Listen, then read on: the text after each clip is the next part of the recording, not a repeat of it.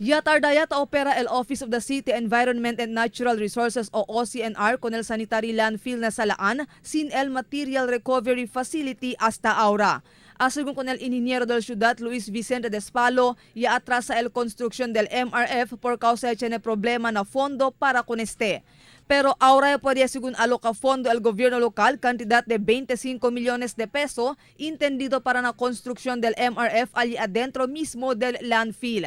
Ya prepara según sila con el plano y esperanzao sila sumete con este na Bids and Awards Committee a ver para podía conducir con el subasta. Kunense dali kami man submit kami kunense na Bids and Awards Committee for public bidding. Según con Despalo, posible podría sila principio a construir con el MRF dentro de este año. Much bigger than the Lumbangan dam site, aquel MRF deal allí.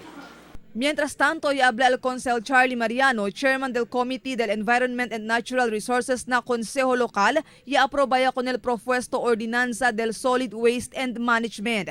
Siguiendo el ordinanza, obligado el gobierno local para opera un sanitary landfill na Salaan y na 98 mga barrio na entero ciudad. Parte según de la operación del landfill, el MRF, siendo amo este el se llama Heart and Soul del landfill. Actualmente, since last year, ya dali kami 3 veces sa plazo con el Engineer's Office para man fast track con el implementation del MRF allí na Salaan landfill. El problema lang, tiene cuantos mga technical nitty-gritties kaya precuragan man address el OCNR together with the Engineer's Office.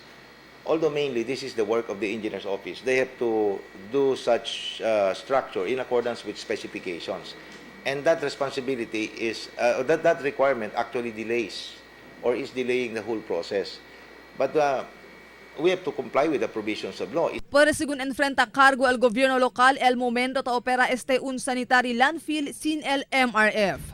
Marifita Mayo, Dateline Zamboanga.